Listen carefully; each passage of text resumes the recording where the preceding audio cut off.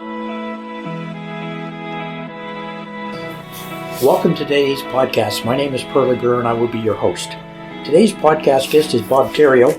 Bob is a road safety instructor for Safety Services New Brunswick, as well as at the time of his retirement from the RCMP, he was Staff Sergeant, J Division Traffic NCO for the RCMP here in New Brunswick. He was also the head of traffic services for the entire province of New Brunswick.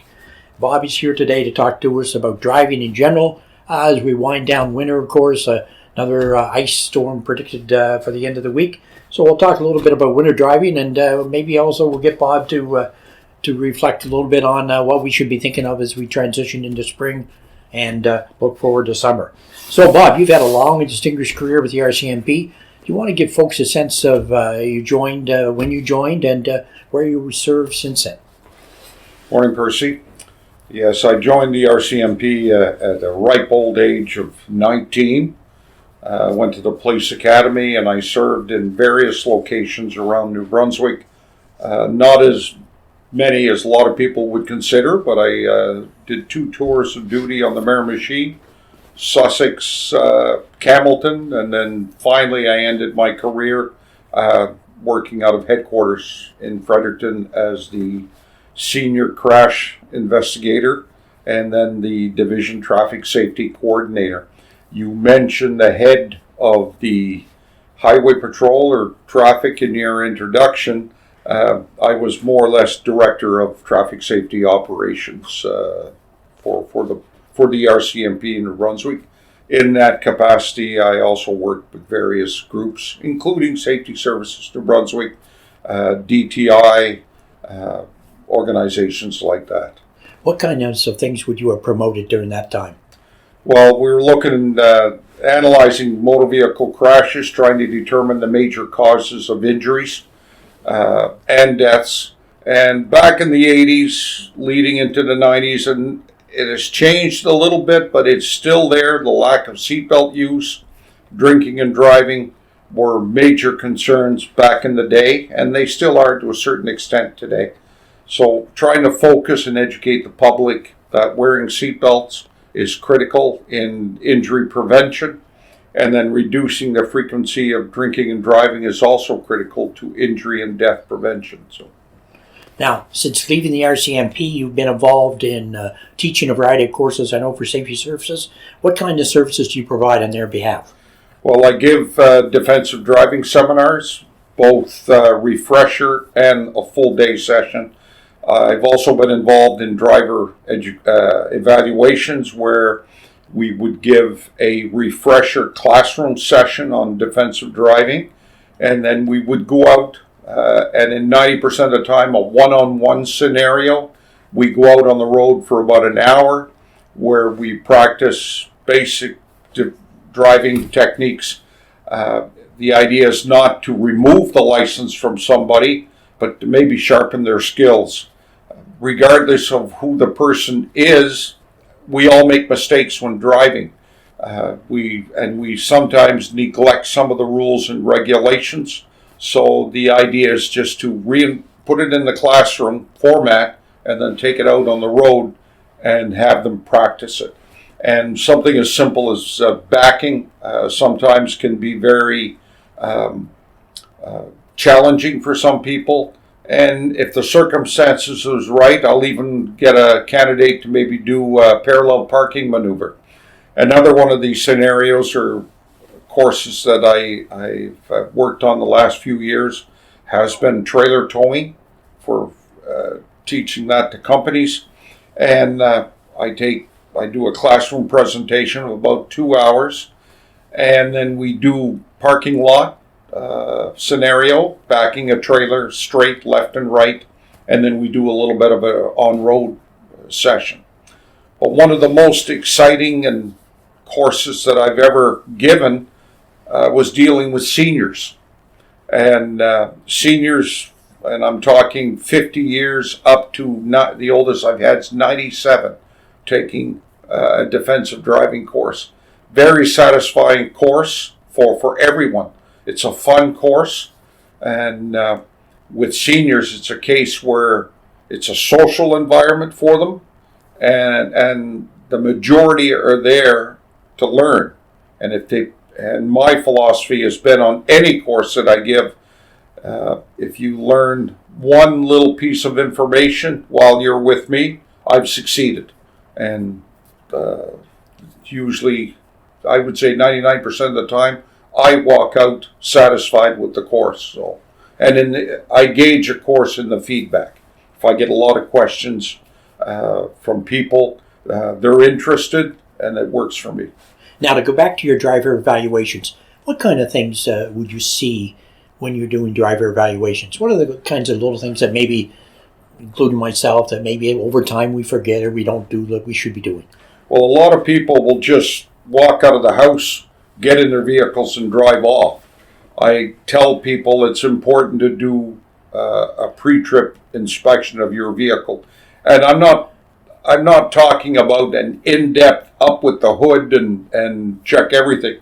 I mean, you walk out to your vehicle, take a look at the tires, take a walk around your vehicle. If there's snow while your vehicle is warming up, clear the snow off your windows, clear the snow off your hood, your bonnet, and the top of your vehicle. Check your lights, make sure they're working. It only takes a few minutes. In dealing with companies, I go in a little more in depth, where I do get them to, make sure if you're driving that vehicle, check everything. Check your oil level, check your gas, check your tire pressure. If you drive that same vehicle in and out every day, okay, you might get away with cutting a few corners. But most companies have a checklist to follow, and I encourage people to follow that checklist when they do a pre-trip.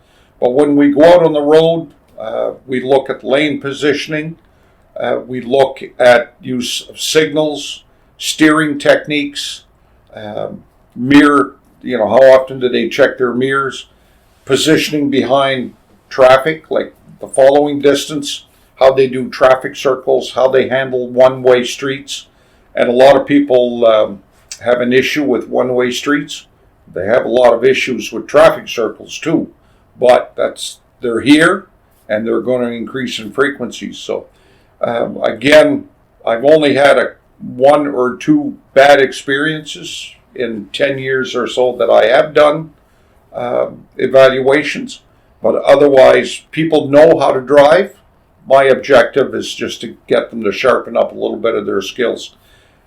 When I do a classroom or a driver evaluation, I try to instill upon people that when you're finished with me, continue practicing every day. Get in the vehicle, make sure your seatbelt's properly adjusted, mirrors are properly positioned, steering column properly positioned, and so forth. How often do you think companies should have drivers reviewed? Personally, I don't think it's just companies. I think it's everybody should have a reevaluation every 5 to 10 years. Okay? And because I've been asked, when I was sitting in the chair wearing the uniform, I was asked on occasion that same question. And my answer was not what people wanted to hear, because I'm a firm believer that people should be subjected to defensive driving refresher sessions every 5 to 10 years. And because you can always learn something. You forget something, and then the light comes on when I mention something about, what distance should you activate your signal lights if you're going to make a left or right turn. And people either put them on too early, put them on too late, then people don't use them. So the idea is to try to instill upon people that they should, every 5 to 10 years, put them on or take the session. Most companies, it's anywhere from 3 to 5 years. They might have it mandated in their policy that people take a defensive driving seminar. And in the last few years, they've included a driver evaluation. Now, talk to us a little more about seniors driving. I have relatives that are getting up to that 70, 75, 80 period of time. You get the discussions around the family events that, when should you stop driving? What are the considerations for a senior driving that they should keep in mind? Well, a few things. First of all, is many seniors are on medication, and many seniors don't know what they're taking the medication for. So I stress to people every so often, when you get a prescription refilled, ask the pharmacist, ask your doctor what it's for, and will it affect my ability to drive? Now, we also know that as you grow older, your mobility is affected more than others. I'm considered a senior. I'm 70 years old. I'm not shy. I'm in fairly good shape, but there's days I get up and shoulders, knees, back are bothering me. The neck's bothering me. And the neck can affect your ability to do a proper shoulder check. So I teach people, seniors as well as young people, how to adjust the mirrors so they can minimize a shoulder check. How to use proper eye lead time, following distance. We've all seen examples where seniors, they struggle to get out of the vehicle, they struggle to get in the vehicle. Those people I question as should they be driving. And at the end of the day, it boils down to family involvement. And I've answered that question a couple of times. Do you love your grandparents? Do you love your mother, your father? You don't want to they don't want to be responsible for taking their license away, but talk to them about it. But it's great fun when you're dealing with seniors group.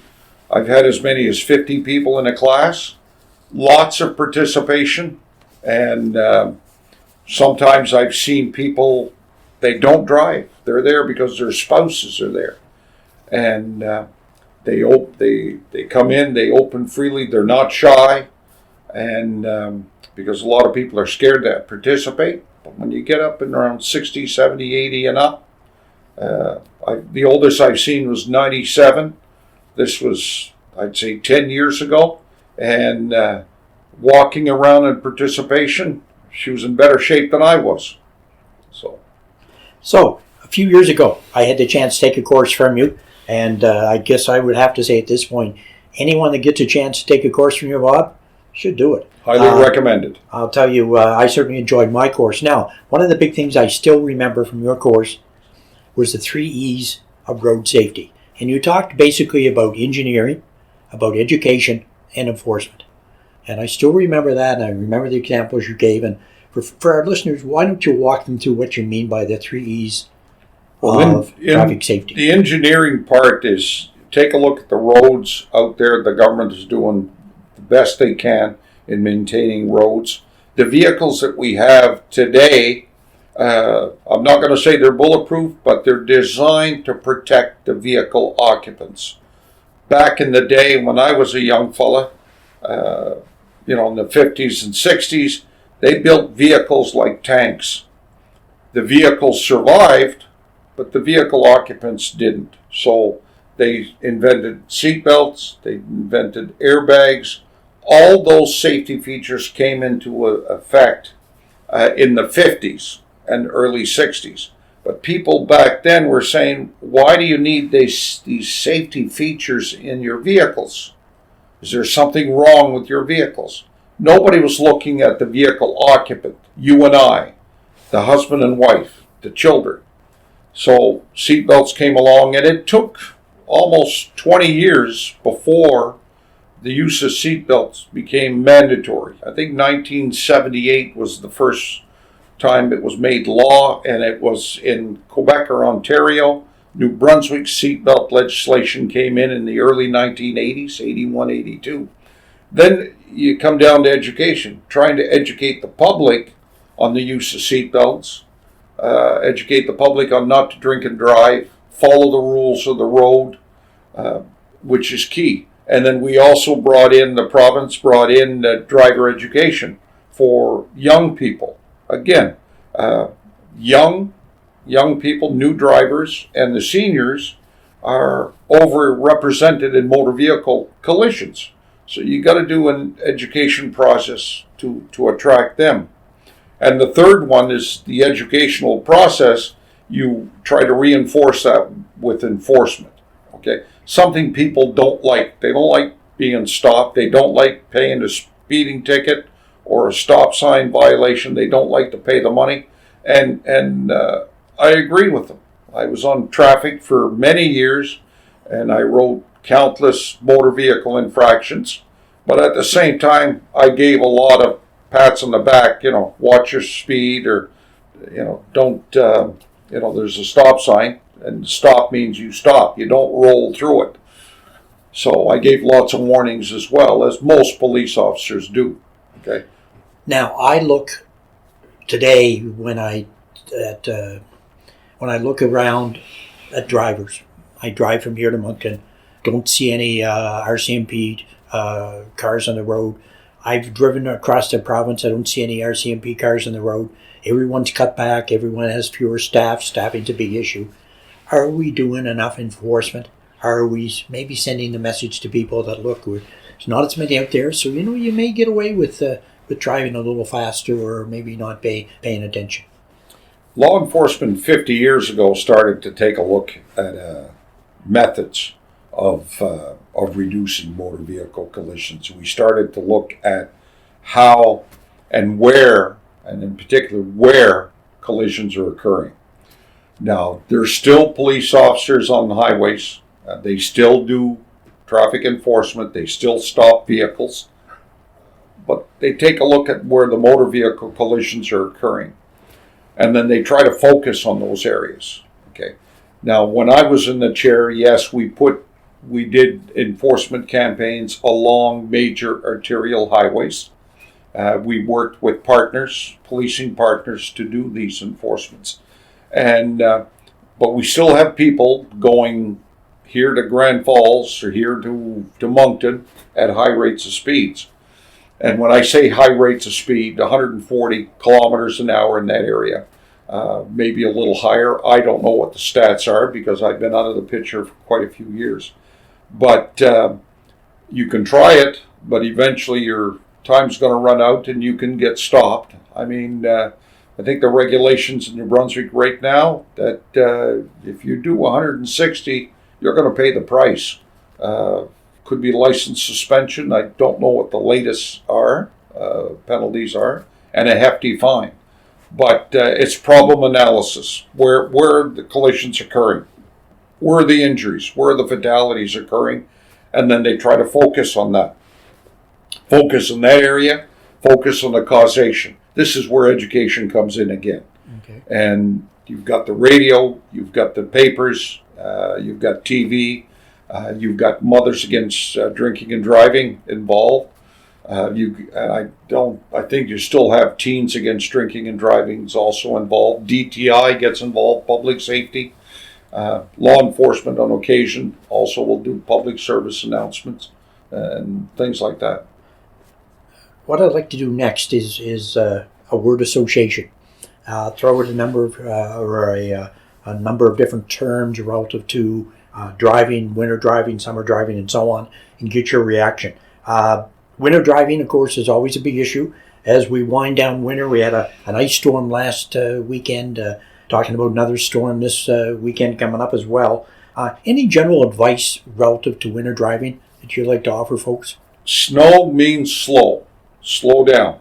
Last week's ice storm, an experience that I had on that day, subdivision streets were extremely slippery. Hit the main highway. It looked good, but I hadn't gone too far and I hadn't accelerated to cruising speed, which would have been in about the 70 or 80 kilometer, and back into my truck swung out. Now, it was quick, and I reacted quick and brought it back, but then realized the roads looked good, but they were sheer ice. And expect the unexpected. Make sure your vehicle is properly equipped with good tires to begin with. Why good tires, and what is a good tire? Okay. Good tire for winter driving is a winter tire. I know they sell these all-season tires, but this is Canada. I call it the land of ice and snow and ever-changing weather patterns. We have to expect the unexpected. In the last few weeks, I've had 2 calls where I've had to go help people out of the snowbanks to find out they're driving in used all-season tires. And in one case, the all-season tires were in really bad shape. They shouldn't have been out with it.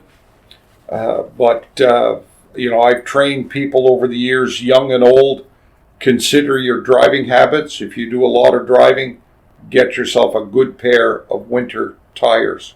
And but if you drive seldom and you drive on bare pavement, you might be able to get away with all-season tires. But keep in mind that an all-season tire will provide 60% the traction of a good winter tire.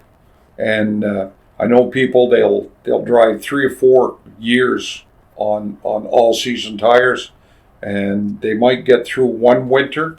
The second winter, their tires are being worn down, traction is going, and in winter driving, you need good traction. Now, a month from now, we'll be switching over winter tires to summer tires. What should I look for in a summer tire? Well, it's funny you brought that up because I have to look for new tires for my wife's car. Her all-season tires now are down to minimum 3 millimeters, which means traction is reduced tremendously, and hydroplaning can occur. But if you're going to put your summer tires on next year or next month, wait till the end of the month, because Mother Nature has proven in the past that she can come back around Easter and put a little dumping of snow back on us. I know personally, I usually wait till mid-April, and I check my tires, make sure that proper tread depth, tire pressure is there, and before I put them on. Winter driving. What's the worst thing you've seen when it comes to winter driving? People drive too fast for conditions. And then secondly, their vehicles are not properly equipped for winter driving. You start getting ready for winter in October, early November, and the first thing that you have to prepare is yourself mentally, because winter driving is when the rules change.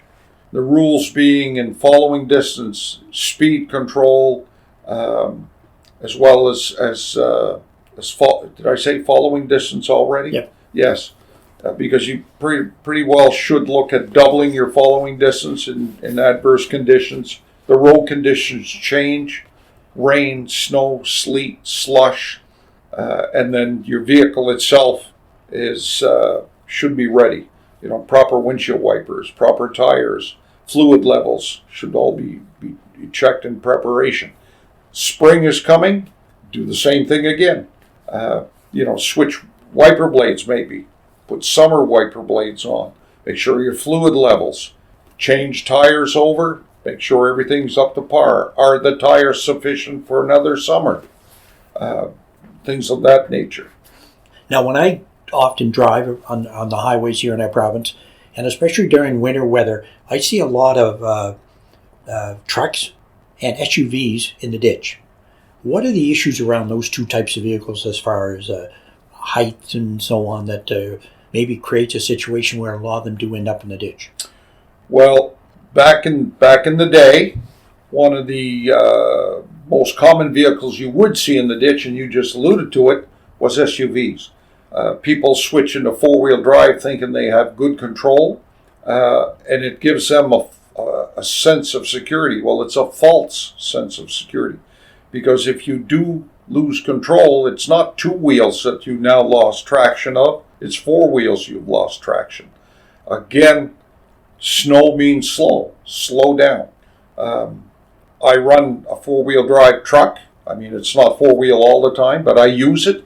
But when I do use it, it's still at slow speed. I'll take it down, and coming into town, it's 80. I might do 60, 65. I'm very cautious. I've seen the results. As a law enforcement investigator at crash sites, I've seen the results of motor vehicle collisions. I've seen, people hurt. And I don't want to become a statistic myself, so slow down. You mentioned hydroplaning a few minutes ago. I want to talk about it for just a second as we move into the spring and summer. What is hydroplaning first? Hydroplaning is when your tire rides up on a film of water. And hydroplaning can occur as low as 55 kilometers an hour. And what comes into effect here is your tread pattern, your tread depth, and the tire pressure are key. Properly trained law enforcement officer can determine at what speed a tire will hydroplane. Okay. Now we all know, and I bring this out in the classroom, and I tell people the best tire for traction is a slick. A slick is used on a racing car. And when it starts to rain, the car pulls over and they put treaded tires on, or rain tires, whatever you wish to call them. But we don't have that luxury. So we have to run tires that have a good tread pattern, proper tread depth, and proper inflation. Motor vehicle inspection manual dictates that the minimum tread depth for a passenger vehicle should be 3 millimeters, no less than that. And I use that. I measure mine every spring, halfway through the summer, I'll check it again. And just to make sure. Tire pressure should be checked every few weeks, depending on the amount of driving that one does. If you're a casual driver and you put 1,000 kilometers a month on your vehicle, checking your tire pressure once a month, you can get away with it. But if you do a lot of driving, like 1,000 kilometers a week or something like that, then tire pressure should be checked frequently, once a week at least. Now, when I go in to buy my new set of tires for spring driving, keeping in mind hydroplaning, all these issues, look, I'm overwhelmed. So many different tread designs, so many different types of tires. As an amateur, how do I know what kind of tread I should look for? Can I accept what they have on that big sign by the tires as, oh, these are great for preventing hydroplaning, these are great for certain other situations? What do I do? How do I know whether I'm getting the right tire? If you're like me, you do a little bit of research on your own. You can go to the internet today, that'll help you. I've got a young fella in my family that doesn't buy anything unless he researches it first. I'm in the market for tires for my car, my wife's car, and next month we're going to be looking for new tires. And I've already started to look online, and I've asked my son and what he thinks. He uses a particular tire for his vehicle, and he's done countless research, him and his wife, on it. I'm not going to name the tire, but I'll be looking at that particular tire and comparing it to others. I've gone around, somebody has said, well, the Pirelli's the best. Somebody else has said the Michelin or the Goodrich and so forth. But I take a look personally, what the internet provides, and then I look at the tire. Is the tread depth, is it going to be able to funnel water properly? Is it going to be able to provide me with a nice, comfortable, quiet ride? There are organizations that they grade mileage, they grade noise factor, like 90%, which is good, 95% here, 85% is there. It all depends on what the individual's looking for and how much he wants to pay. Because tires you can pay for a set of $600 up to $1,500. It all depends how much you want to pay. But you take a look at the ride, duration of the tire, can it handle adverse driving conditions? Look, Bob, there's so many different questions I want to ask you. We're certainly by no means done, but because of time limitations here, I'm going to put a stop to the first part of our podcast, part one. We're going to pick up part two in a moment. And look, there's so many areas that we haven't talked about yet, whether it's impaired driving, distracted driving, you name it. And we'll get into that in part two. Thank you very much, Bob. And for our listeners, please listen to part two. Bob, I'll tell you, a lot of experience on road safety, and whether it's the issue of seatbelts, whatever, I'm going to hear some more from Bob.